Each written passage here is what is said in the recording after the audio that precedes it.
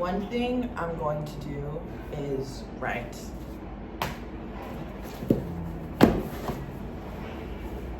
Journals from 2024, April 2024 till now. Actually, these aren't even all of them, you guys. Not even close. This is probably about 50% of my journals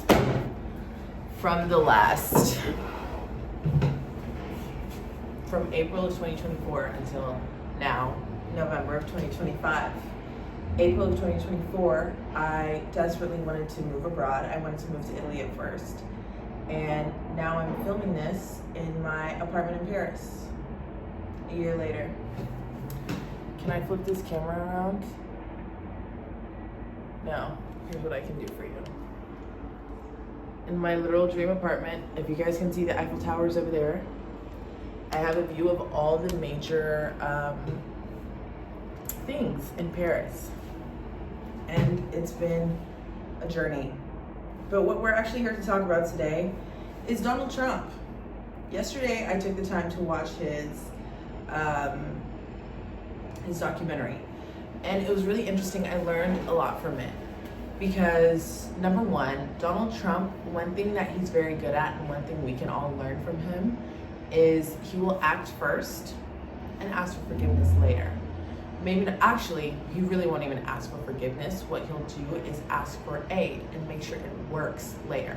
But the first thing that he does is act. And I'm going to say this, they are doing construction, as they do in big cities. When do you guys not do this? Out of curiosity. Are you done?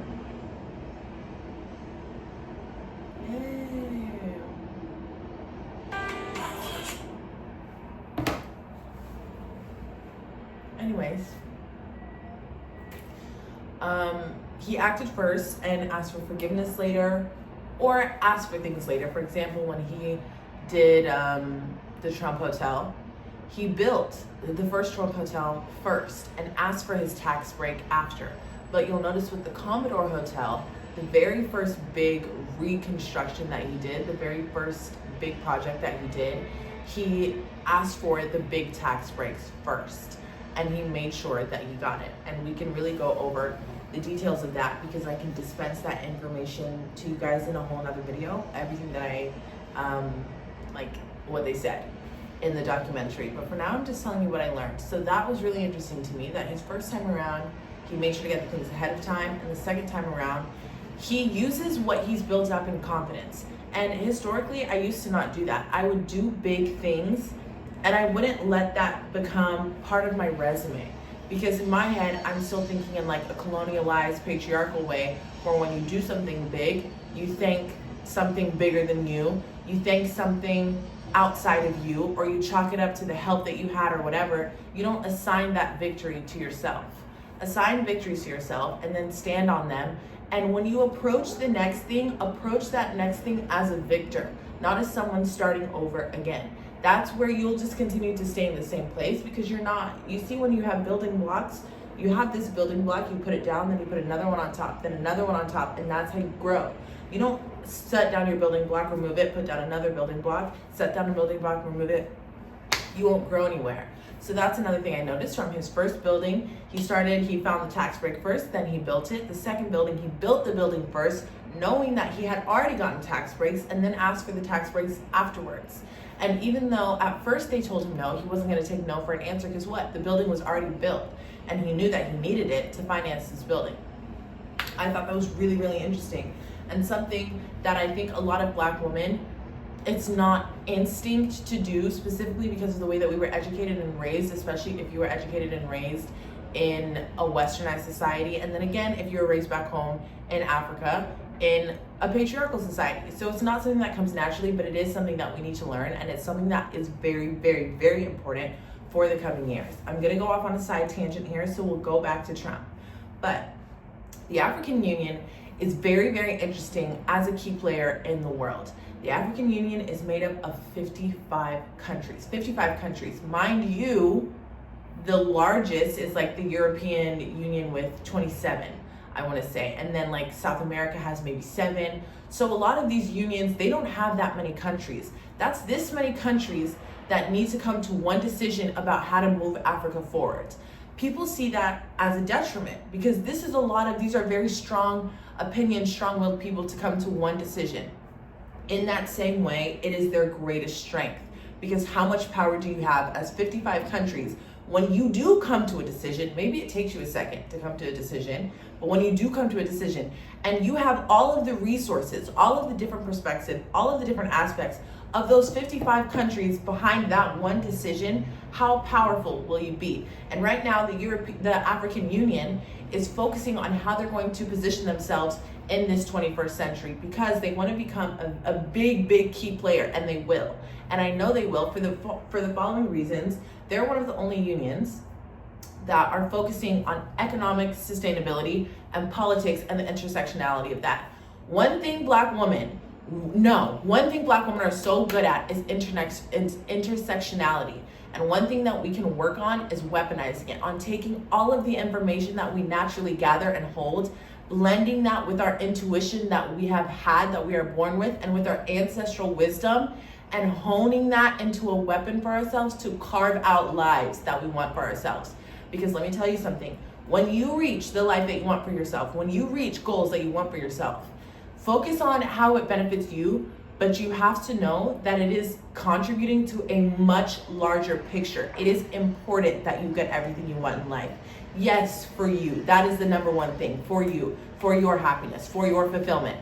But number 2, right behind it, and equally as important, is that it's important for the movement of the consciousness of the entire world, because let's be very real, Africa is the center. I'm an Afrofuturist, I'll say it 100%, it's very important. And so as the African Union themselves are getting this together, every African American, Afro-Latina, Afro-anything, you need to make sure you're getting what you want out of life, because in these next coming 1,000 years, it will be very important that you are set up for success, that you set your kids, your lineage up for success. Make sure that you do this. So let's go back to Trump.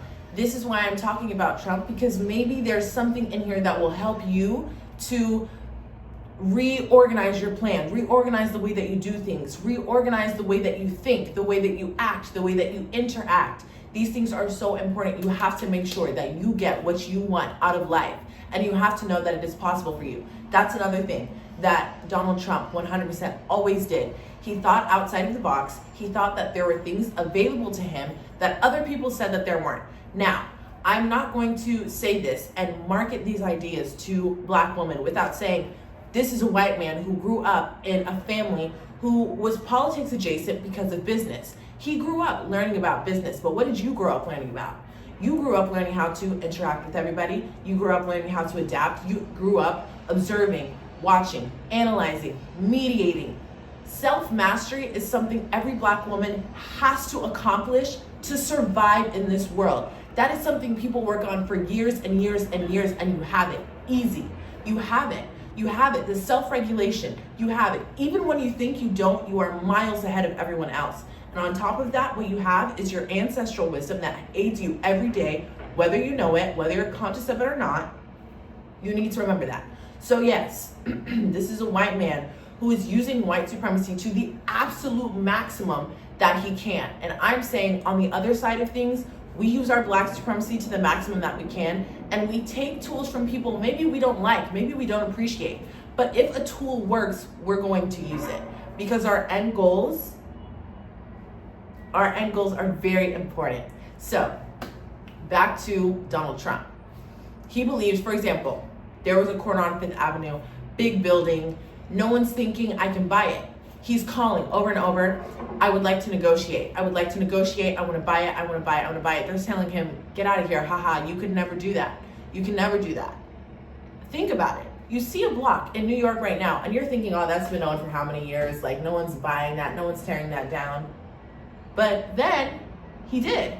They call him one day and say, hey, we're willing to negotiate, after him calling for weeks and weeks and weeks.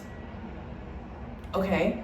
So now I want you to sit back and think to yourself, What's something that I'm thinking, that's impossible to get? Even if it's not conscious that you're saying that's impossible to get, you need to sit there and dig through what you think is possible and what you think is not possible. Then you need to decipher what it is you want, because it is. It's 100% possible. As crazy, do you want a city? Do you want a city for yourself? It's possible, 100%.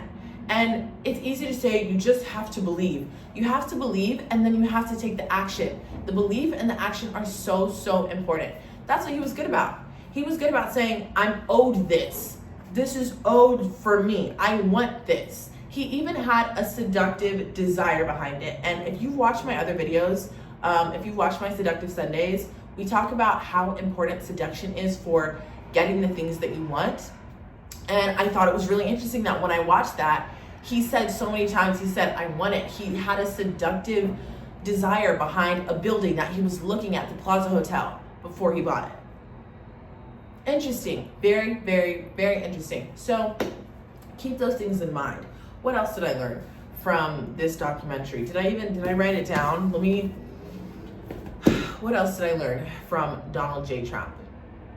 I would say maybe timing, but I always hesitate to say anything about timing because the context of timing always comes, especially in Black communities, with like patience and waiting for someone to give you something, for a sign, for it never, timing is a weird, I don't like it. Because yes, there's timing for everything, but you wind up making the timing. You can't wait for something to come to you. You can't wait for the right time. A lot of the time that will never come. The only time the timing works out is when you've been working on something and then something appears and it seems like it's timing. So I wouldn't really say that. But I just thought that was really interesting. And he never gave a damn. He never gave a fuck. He actually never asked for forgiveness. And I know that as Black women, we can be very conscious of other people's feelings, of other people's emotions, of how we hurt people, of how we can help people. But I would ask you to redirect that energy to yourself and not to think as much about other people. And it sounds cruel, but the fact of the matter is, it's like when you're on a plane.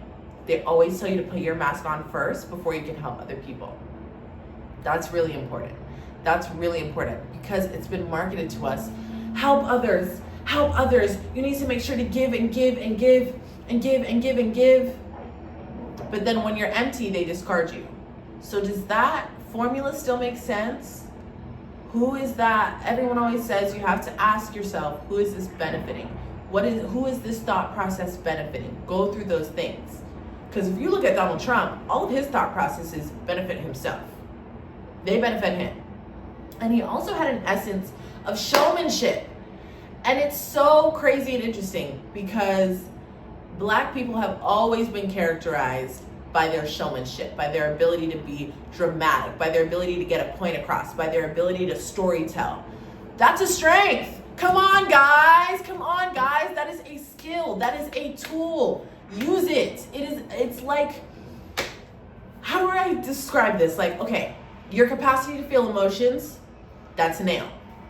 Your capacity to organize thoughts and ideas, that's a hammer. Your capacity to be a showman, to be able to tell a story, that's, what's another tool? That's a drill. You see what I'm saying? So now what you have to do, you have to look at your life this way. What are my skills? What are the things that I'm good at? And then you start to put the things together and you start to build your life with these tools that you have created, that you have had naturally for yourself. For me, I'm 6 foot. I'm good at communicating ideas. I'm pretty. I know how to mediate. I'm very diplomatic. These are tools in my toolbox.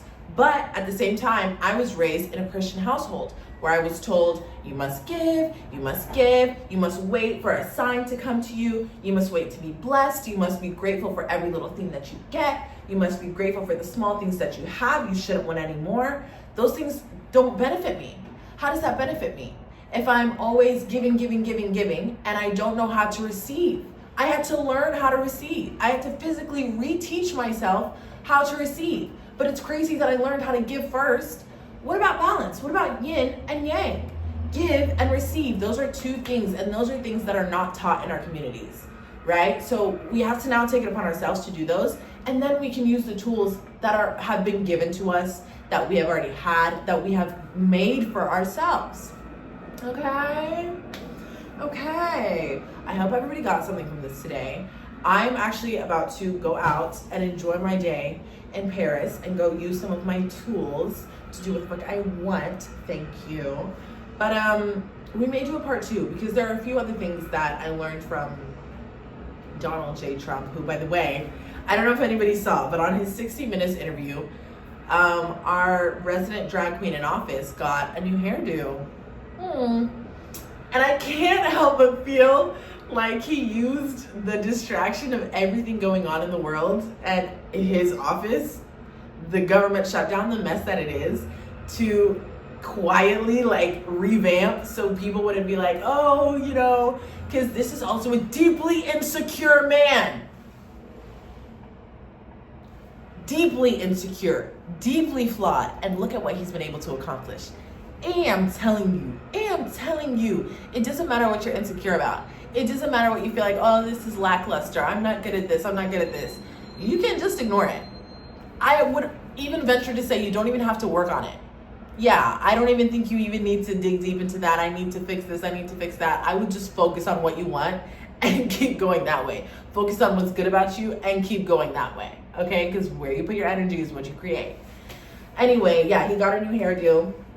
He got a little dye job. I swear he even got a little bit somewhere here and there.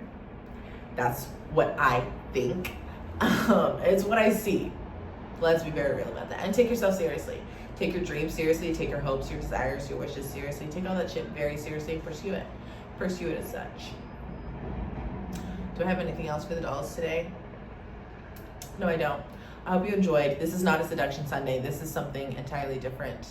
And for some reference on your desires and seduction, I have lots of videos up about it. I have a Substack about it. Girl, I got resources out the wazoo. All right. Ciao. I'm going to go enjoy my day.